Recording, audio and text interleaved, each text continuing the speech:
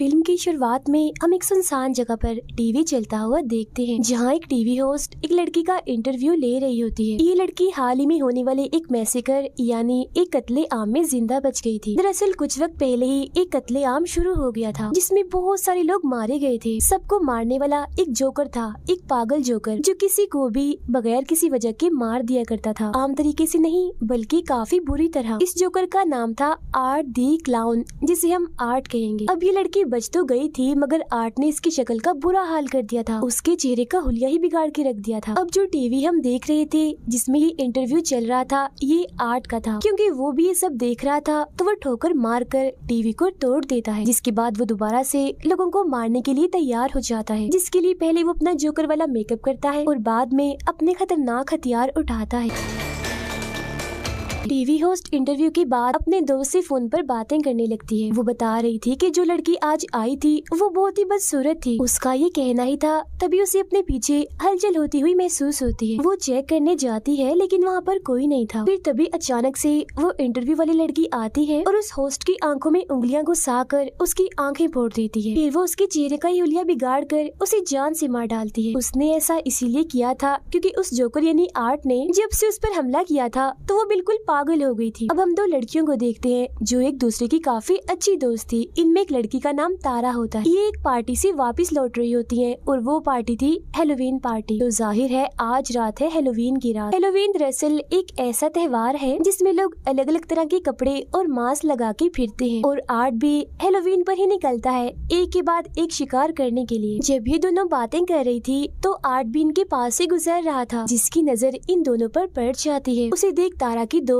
उससे मजाक करने लगती है, मगर अगले ही पल वो गायब हो जाता है। वो अब एक पिज्जा की दुकान पर आती है, जहाँ आर्ट भी इनके पीछे पीछे आ जाता है। अंदर आते ही वो तारा को घूरने लगता है। ये चीज तारा को काफी अजीब लगती है, मगर उसकी दोस्त तो जाकर आर्ट के साथ तस्वीरें बनाने लगती। अब ये चीज भी उसे बिल्कुल पसंद नहीं आती। आर्ट एक मशीन से अंगूठी निकाल कर तारा को पहना देता है, जिससे तारा को तो बहुत गुस्सा आता है, लेकिन उसकी दोस्त को तो ये चीज भी काफी अच्छी लगती। अब वो वॉशरूम में जाकर उल्टी सीधी हरकतें करने लगता है, जिससे तंग आकर दुकान का मालिक उसे यहाँ से निकाल देता है। कुछ देर बाद वो दोनों भी वहाँ से निकलकर अपने घर जाने लगे, मगर देखते हैं कि गाड़ी का टायर तो पंचर है। अब तारा फौरन अपनी बहन जिसका नाम विक्टोरिया था उसे कॉल करके यहाँ बुला लेती है मदद के लिए। फिर वो अपनी दोस्त को कहती है कि मुझे वो जोकर ठीक नहीं लग रहा था, और क्या पता टायर उसी ने पंचर किया हो, क्योंकि उसने हमारी गाड़ी देख ली थी। उधर आर्ट ने दुकान के मालिक को काफी बुरी तरह मार कर उसके चेहरे पर आग लगा दी होती है, जिसके बाद वो दूसरे वर्कर को भी पकड़ कर उस पर भी हमला कर देता है। वो उसे भी मार कर उसके चेहरे की जिल्दी निकाल देता है। उधर तारा को वॉशरूम जाना था, मगर यहाँ आसपास कोई वॉशरूम नहीं था। तब उसकी नजर सामने एक बिल्डिंग पर पड़ती है, जहाँ से गार्ड बाहर आता है। तारा उसके पास जाकर यहाँ का वॉशरूम इस्तेमाल करने की इजाजत मांगती है, मगर वो इनकार कर देता है कि मैं यहाँ काम करता हूँ, तो मेरी नौकरी खतरे में पड़ सकती है। जिस पर तारा कहती है कि इतनी रात हो गई है, किसी को क्या पता चलेगा कि आपका वॉशरूम इस्तेमाल हुआ है। अब थोड़ा और कहने पर वो मान जाता है और उसे अंदर ले आता है। वो उसे वॉशरूम के पास छोड़कर चला जाता है। गाड़ी में बैठी तारा की दोस्त को खबरों से पता चलता है कि पिज्जा शॉप की मालिक और एक वर्कर की मौत हो गई है, और उन्हें मारने वाला एक जोकर जैसा दिखने वाला आदमी है, जिसने अपने हाथ में एक बैग भी पकड़ा हुआ था। अब ये जानकर वो समझ जाती है कि ये काम उसी जोकर आर्ट का है। तभी गाड़ी में तारा आकर बैठ जाती है, और जब वो इस सब के बारे में उसे बताने के लिए तारा की तरफ देखती है तो पता चलता है कि तारा नहीं बल्कि आर्ट है। तारा जब गाड़ी की तरफ वापस आ रही थी तो उसे एक बच्चे की रोने की आवाज आती है।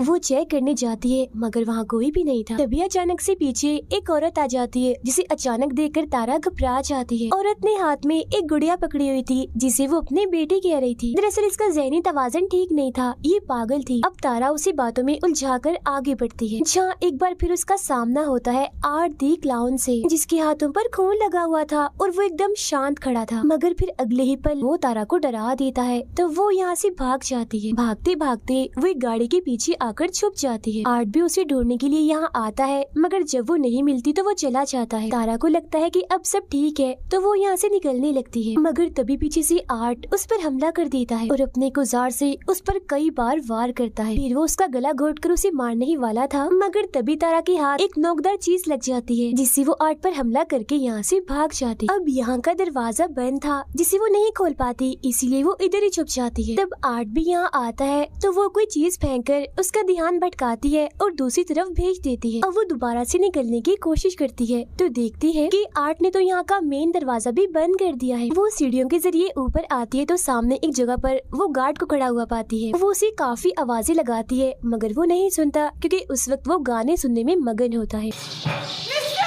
अब उसकी आवाज सुनकर आर्ट वहाँ आ जाता है और पीछे से उसे पकड़कर गले में इंजेक्शन लगाकर बेहोश कर देता है। अगले सीन में जब तारा को होश आती है तो वो खुद को एक कुर्सी पर बंधा हुआ पाती है। उसके मुंह पर भी टेप लगी हुई थी। उसके पास ही में आर्ट भी बैठा होता है और जब वो देखता है कि तारा को होश आ गई है तो वो उसे अपने हथियारों से डराने लगता है। फिर वो लाता है एक आरी और सामने का पर्दा हटाता है जहाँ उसने तारा की दोस्त को उल्टा लटकाया हुआ था, क्योंकि गाड़ी में जब वो उसके साथ आकर बैठा था तो उसने तभी उसे पकड़ लिया था। अब वो यहाँ बेरहमी की सारी हदें ही पार कर देता है। वो आरी से उसका पेट ही काट कर 2 हिस्सों में बांट देता है। अपनी दोस्त का इतना बुरा हाल देखकर तारा की तबीयत भी खराब होने लगती है, मगर फिर वो हिम्मत करती है और काफी कोशिश करने के बाद खुद को छुड़वा लेती है। वो उसी के हथियार से आर्ट पर हमला करके यहाँ से भाग जाती है। आर्ट भी उसके पीछे पीछे जाकर ढूंढने लगता है मगर वो पीछे से आकर एक बार फिर उस पर हमला कर देती है। वो उसे काफी देर तक मारती रहती है।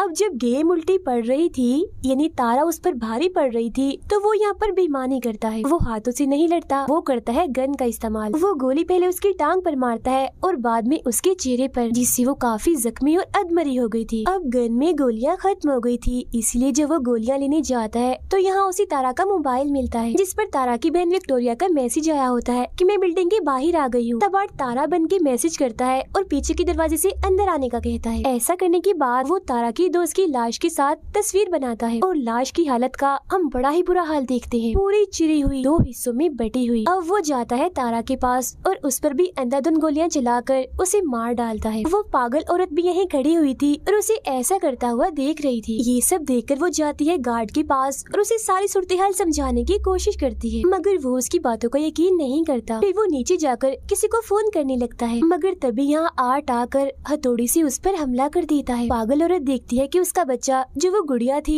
वो गायब है, मगर अगले ही पल उसे आर्ट दिखता है जिसके हाथ में वो अपने बच्चे को देखती है। वो उसके पास जाकर पूछती है, क्या तुम्हें जरा भी इंसानियत नहीं है, जरा भी ममता नहीं है, तुम्हें बच्चों पर भी रहम नहीं आता? ये कहकर वो आर्ट को अपने साथ लगा लेती है जैसे वो कोई बच्चा हो, और वो भी बिल्कुल ऐसी एक्टिंग करता है जैसे वो सचमुच का बच्चा ही हो।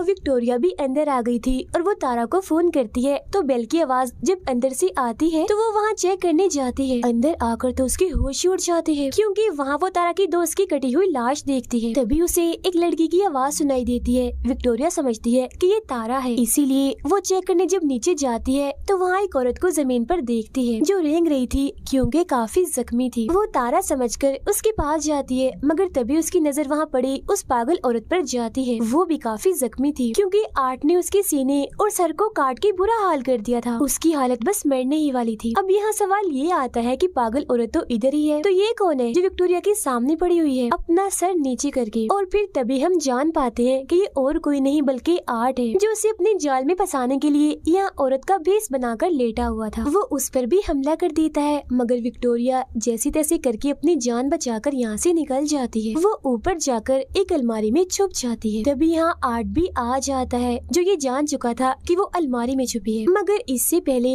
वो विक्टोरिया के साथ कुछ करता उसे हॉर्न की आवाज आती है जिसे चेक करने के लिए वो यहाँ से निकल जाता है। बाहर दरअसल आया था उस गार्ड का साथी जिसे अंदर आना था। वो कारपेट हटाता है तो वहाँ चाबी पड़ी हुई थी। तब दरवाजा खोलकर वो अंदर आ जाता है। वहाँ उसे खून के निशान दिखते हैं जो जाहिर है काफी अजीब था, मगर इससे पहले वो कुछ समझ पाता आर्ट पीछे से आकर एक नोकदार चीज से उसके सर पर वार कर देता है। फिर वो उसका गला काट कर धड़ से ही अलग कर देता है।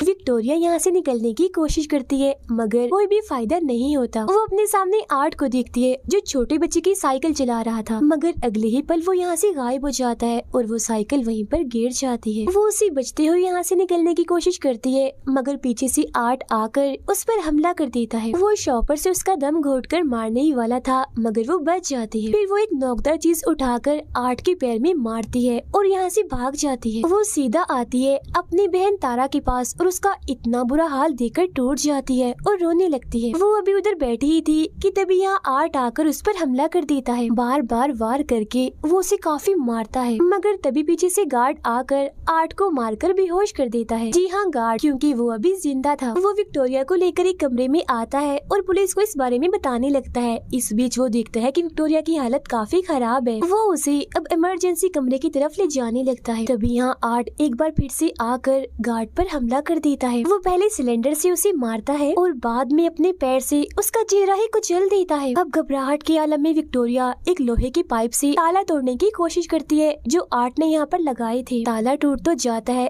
मगर इसका कोई फायदा नहीं था, क्योंकि आर्ट उसके काफी करीब आ गया था और फौरन ही उसे पकड़कर मारने लगता है। मगर तभी विक्टोरिया उसकी आंख में एक चीज घुसाकर यहाँ से भाग जाती है। वो भागकर एक गैराज में आती है, मगर आर्ट इधर भी पहुँच जाता है, लेकिन क्योंकि यहाँ ताला लगा हुआ था इसीलिए वो अंदर नहीं आ पाता। अब इतनी ही देर में पुलिस भी यहाँ पहुँच चुकी थी, लेकिन इससे पहले विक्टोरिया पुलिस के पास जाती आर्ट गाड़ी से गैराज का दरवाजा तोड़कर अंदर घुस आता है। अब क्योंकि वो गाड़ी से टकरा गई थी इसीलिए बेहोश होकर नीचे गिर जाती है। फिर जब तक पुलिस यहाँ आती है तो तब आर्ट विक्टोरिया का चेहरा नोच नोच कर खा रहा था। अब पुलिस आर्ट को सरेंडर यानी हथियार डालने का बोलती है, मगर वो अपने मुँह में गन रखकर खुद को ही गोली मार लेता है। अब पुलिस को पता चलता है कि विक्टोरिया मरी नहीं है, बल्कि अभी वो जिंदा है, बस काफी जख्मी है। इसके बाद सबकी लाशों को हॉस्पिटल ले जाया जाता है और जब डॉक्टर आर्ट की लाश को देखता है तो उसे काफी अजीब लग रहा था, क्योंकि मरने के बाद भी वो मुस्कुरा रहा था। तभी यहाँ बिजली खराब होने लगती है और आर्ट उठ जाता है, उस डॉक्टर को गले से पकड़ लेता है, क्योंकि वो मरा नहीं था बल्कि जिंदा था। इसका मतलब यही था कि अब वो लोगों को मारने का सिलसिला अब इस हॉस्पिटल से करेगा।